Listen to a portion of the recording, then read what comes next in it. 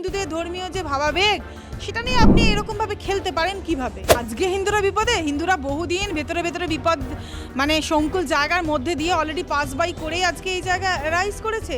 তার জন্য তাকে ভারতীয় হতে হবে। হিন্দুদের সুরক্ষা দেওয়ার জন্য প্রথম ভারতবর্ষের কথা ওভারঅল ভাবতে হবে। পুরো ভারতবর্ষই বিপদের দিকে যাচ্ছে খুব তাড়াতাড়ি। ভারতবর্ষকে ইসলাম প্রধান দেশ করা তো এত রাগ ঢাক করে বলার কি আছে? খুলাম খুল্লা বললেই হয়ে যায়। ইসলাম প্রধান দেশ করবেন, হতে দেবো না আমরা। দেশের সংখ্যালঘুদের ওপর অত্যাচার এবং এই রাজ্যেও যেমন আমরা দেখেছিলাম বেলডাঙ্গাতে যে হিন্দুদের ওপর চলছিল মন্দির ভাঙা থেকে বিভিন্ন রকম ঘটনা চিত্র উঠে এসেছিল। তারই মধ্যে ফিরহাদ হাকিমের মন্তব্য, তিনি এমন একটা মন্তব্য করলেন একটা গুরুত্বপূর্ণ পদে থেকে, সেখানে কিনা বললেন সংখ্যালঘুরা একদিন সংখ্যাগুরু হবেন। এই যে এইরকম একটা পদে থেকে এই মন্তব্য কিভাবে দেখছেন? কারণ তিনি সংবিধানে বিশ্বাসই করেন না, তিনি জাতপাত ধর্মে বিশ্বাস করেন। যে ফিরহাদ হাকিম মহাশয় এই কথাটা বলছেন তার থেকে কি এটা আমরা আশা করি? আচ্ছা, আমরা যখন বলি কোনো মুখ্যমন্ত্রী ধরুন সাপোজ বা প্রধানমন্ত্রী, তখন আমরা কি বলি যে আমি অমুক দল করি বিরোধী দল না শাসক দল তার মুখ্যমন্ত্রী, নাকি আমি অমুক দল করি বিরোধী দল না শাসক দল তার প্রধানমন্ত্রী? মুখ্যমন্ত্রী মাননীয় আমাদের সবার, প্রধানমন্ত্রী মাননীয় আমাদের সবার। তাহলে সেই ক্ষেত্রে উনি শাসক দলের একজন নেতা হিসাবে ফিরহাদ হাকিম মহাশয়ের এই যে মন্তব্যটা, সেটা কি উনি একবারও ভাবেননি যেটা আমাদের হিন্দুদের ধর্মাবেগে কতটা আঘাত দেবে? তিনি তো ধর্মীয় মেরুকরণের রাজনীতি করছেন। তিনি কি শিক্ষার রাজনীতি করছেন, স্বাস্থ্যের রাজনীতি করছেন, উন্নতির রাজনীতি করছেন, প্রোগ্রেসের রাজনীতি করছেন, সংবিধান মোতাবিক রাজনীতি করছেন? রাজনীতি করবেন, রাজনীতি করা, বিরোধী দল থাকবে, শাসক দল থাকবে, অধিকার সেটা একটা মানে গোষ্ঠীতে, মানে একটা কী বলবো, একটা স্টেট অফ অ্যাফেয়ার্সের মধ্যে ডেফিনেটলি দুটো দল থাকবে। কিন্তু তার মানে কি এটা যে এই রকমভাবে রাজনীতিটা এইরকমভাবে হবে? এই জায়গায় আপনি সাম্প্রদায়িক প্রীতি সম্প্রীতি তো পুরোপুরি নষ্ট করে দিলেন, পুরোপুরি। বাকি কি রাখলেন?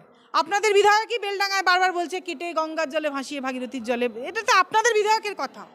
তাহলে আপনারা তার বিরুদ্ধে আপনাদের নামে কোনো এফআইআর হচ্ছে না, কোনো রকম ক্ষমা চাওয়ায় তো বলাও হচ্ছে না। মানে হিন্দুদের ধর্মীয় যে ভাবাবেগ সেটা নিয়ে আপনি এরকমভাবে খেলতে পারেন কিভাবে? এটা তো প্রশ্নটা আমরা করব, জনসাধারণ প্রশ্নটা তাকে করবেন, তিনি উত্তর দিতে বাধ্য। দিদি, কোথাও গিয়ে কি মনে হচ্ছে এই রাজ্যে হিন্দুরা মানে বিপদের দিকে এগিয়ে চলেছে একটার পর একটা, কারণ যে মন্তব্যগুলো শাসক দলের তরফ থেকে করা হচ্ছে? আজকে হিন্দুরা বিপদে, হিন্দুরা বহুদিন ভেতরে ভেতরে বিপদ মানে সংকুল জায়গার মধ্যে দিয়ে অলরেডি পাস বাই করেই আজকে এই জায়গা রাইজ করেছে। আজকে প্রকট হয়েছে, আজকে বুঝতে পারছো। এখন তো সব শেষ, তো শেষের শুরু সবে, শেষ অনেক দিন আগেই হয়ে গিয়েছে। মেন ব্যাপার হচ্ছে আজকে এই যে বাংলাদেশ, এই বাংলাদেশ থেকে যে জেহাদি মৌলবাদীদেরকে ঢুকিয়ে ফেক আধার কার্ড বানিয়ে ভোটের যে চেয়ারটা, মানে ভোটের যে অঙ্কটা বেসিক্যালি সেটা তো অনেক কিছু মানে নির্ভর করিয়ে দিচ্ছে। তো ক্ষমতার এই যে খেলা, পাওয়ারে থাকার এই যে নেশা, এই জিনিসটার কারণে মানে জেহাদিতে ঢুকিয়ে পার্টিকুলার একটা ধর্মীয় গোষ্ঠীকে তোষণের যে রাজনীতি, সেটা বাড়তে হিন্দুত্ববাদী, হিন্দু ধর্মের যে সম্মান, হিন্দু ধর্মের যে প্রোপাগেশন, এভরিথিং সেটাকে নষ্ট এই রাজ্যে অন্তত বিনাশ করে দেওয়া হয়েছে পুরোপুরি। আজকে দাঁড়িয়ে এখন মনে হচ্ছে হিন্দুরা বিপদে, তাই হিন্দুরা এখনও বুঝছে। তাও কিছু হিন্দু অনেকেই বোঝার বাকি আছে, তারা এখনও বলবে যে না ধর্ম, আরে বাবা ধর্ম রাক্ষসাতি রক্ষতা, তোমরা ধর্ম বলছো না, তোমরা নিজেদের নামের পেছনে তাহলে ব্যানার্জি মুখার্জি টাইটেলগুলো রাখছো কেন? তুমিও তো কোথাও গিয়ে তাহলে তুমি নিজের ধর্ম জাতি তোমার নামের মাধ্যমে তুলে দিচ্ছ। তাহলে আমরা আমাদের মা বাবা যেখান থেকে আমরা উৎস, মানে যেটা আমাদের অরিজিন, আমরা সেটাকে নিশ্চয়ই বাদ দিতে পারি না। ঠিক সেরকমভাবে তোমার দেশ ভারতবর্ষ, তুমি কি আজকে বলতে পারো যে না তুমি কি তালিবানি রুল চালাতে পারো? সেই ভারত, তুমি তো ভারতের নিয়মে চলবে, রুলে চলবে। তাহলে ভারতকে তুমি সম্মান করো না, ভারতের প্রতি তোমার ভালোবাসা নেই, কিছু নেই, তাহলে রেসপেক্ট নেই, তাহলে তুমি কিভাবে হিন্দুরা বিপদে থাকবে না? তার জন্য তাকে ভারতীয় হতে হবে। হিন্দুদের সুরক্ষা দেওয়ার জন্য প্রথম ভারতবর্ষের কথা ওভারঅল ভাবতে হবে। পুরো ভারতবর্ষই বিপদের দিকে যাচ্ছে খুব তাড়াতাড়ি। ধর্মনিরপেক্ষ, তিনি একজন আগে ভারতীয়। ফিরহাদ হাকিম যখন যদি নিজেকে আগে প্রথমে ভারতীয়ই বলেন, তাহলে তিনি এটা কি করে বলতে পারেন যে তারা একদিন মেজরিটি হবেন, তারা একদিন সংখ্যা গুরু হবেন? তার মানে তিনি ধর্মের রাজনীতি করছেন। তিনি পার্টিকুলার ধর্মকে তোষণ করে একটা ধর্মকে পালপোষ মানে পুষিয়ে হি ইজ ট্রাইং যাতে করে সেটা করা যায় আর কি, মানে একটা মানে ভালো জায়গায় যাওয়া যায়, মানে ভালো জায়গায় ইন দ্য সেন্স সেই ধর্মের লোক বাড়িয়ে, মানে ধর্মীয়করণ। মোদ্দা কথা ভারতবর্ষকে ইসলাম প্রধান দেশ করা তো এত রাগ ঢাক করে বলার কি আছে?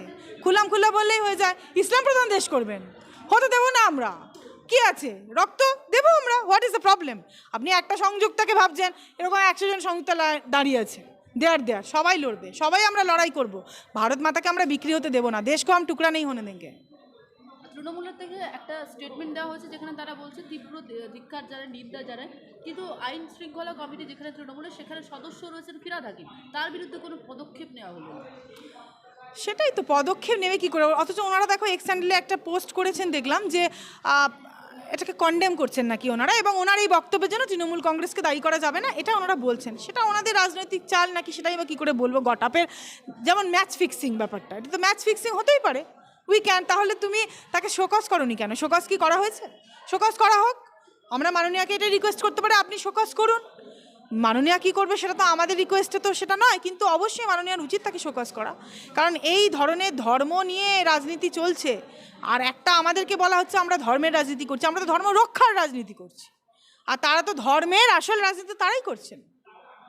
আজকে পেশ করা হলো ওয়ান নেশন ওয়ান ভোট, ঠিক হয়েছে। সেই বিষয়টা কিভাবে দেখছেন? অফকোর্স হবে, কেন ওয়ান নেশন ওয়ান ভোট হবে না? প্রথম পয়েন্ট তোমাকে আমি বলে দিচ্ছি, যেটা হচ্ছে লেস ফিনান্সিয়াল ড্রেনেজ, যেটা ঠিক আছে, মানে ফিনান্স যেটা তোমার ড্রেন হয়ে যাচ্ছে সেইটা কিন্তু তোমার ড্রেনেজটা কম হবে, এবং ড্রেনেজটা হবে না, অনেকটাই কমে যাবে। একটা ইলেকশন কমিশনকে কতটা টাকা ব্যয় করতে হয় একটা ভোটের পিছনে, এবং রিগিং যেটা, এই ছাপ্পা ভোট, রিগিং, পোলিং এজেন্ট বসতে না দেওয়া, সেগুলো বন্ধ হয়ে যাবে। তাহলে মানুষ শান্তিতে ভোট দিতে পারবে। আজকে ভোট দিয়ে কাল মার খেয়ে যাবে, ধর্ষিত হয়ে যাবে, বাড়ি জ্বালিয়ে দেবে, খুন করে দেবে, সেটা হবে না। মানে মানুষ মনে সাহস পাবে ভোটটা দেওয়ার। তা ডেমোক্রেসির জন্য একটা খুব গণতান্ত্রিক প্রক্রিয়া আছে, ডেমোক্রেসির জন্য দ্যাট ইজ ভেরি গুড। এবং পিপল মানে মানুষ বা ভোটাররা তারা কিন্তু ইন্টারেস্টেড হবে এবার তাহলে ভোটটা কনজয়েন্টলি দিতে, কারণ সেন্ট্রাল আর স্টেট গভর্নমেন্টের ভোটটা একসঙ্গে যদি হয় তাহলে ইলেকশন কমিশন অফ ইন্ডিয়ার জন্য এটা খুব বেনিফিশিয়ারি। ছাপ্পা ভোটও হচ্ছে না, এর সঙ্গে কিন্তু ইউনিফর্ম সিভিল কোডটাকেও আমাদের পাস করতে হবে। তাহলে কি হবে, খুব ভালো করে আইনটা সমানভাবে রক্ষা হবে, মানে equal law for everyone irrespective of religion এবং কাস্ট, এটা হবে মানে ইউনিফর্মিটি ইন ইলেকশন সিস্টেম। তার জন্য চাইছি যাতে করে ইউনিফর্ম সিভিল কোডটাও হয়। আর বিল যদি এটা পাস হয়ে যায় তাহলে কি আইনের ব্যবস্থা অনেকটা উন্নতি হবে, তাহলে আমাদের বিচার পেতেও অনেকটা সুবিধা হবে, একভাবে তাহলে ভোটটা হবে একসঙ্গে। এটা তো অগণতান্ত্রিক কিছু না, এটা তো গণতান্ত্রিক, ভেরি মাচ গণতান্ত্রিক।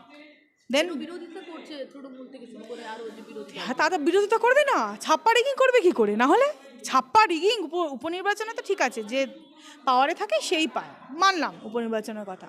তো এমনি যে ভোটগুলো মানে এমনি সময় যে তোমার ইলেকশনে যেটা হচ্ছে সেটা, হোয়াট অ্যাবাউট দ্যাট? তাদের তো মজা, তারা তো ভাবছে ভালো, তো আমি যদি এরকমভাবে চালিয়ে যেতে পারি আমি ক্ষমতার শিরোমণিতে থাকবো, তাই জন্য তৃণমূল কংগ্রেস বিরোধিতা করছে। তৃণমূল কংগ্রেস কেন বিরোধিতা করছে তো বোঝাই গেল। আমি তো আপনাকে রেমেডিগুলো বলেই দিলাম, this all are the advantage, এই অ্যাডভান্টেজগুলো যাতে না পেতে পারে তার জন্য তৃণমূল কংগ্রেস বিরোধিতা করছে। বাংলা হান্টের আরো খবর দেখতে নজর রাখুন। বাংলা খবর মানেই বাংলা হান্ট।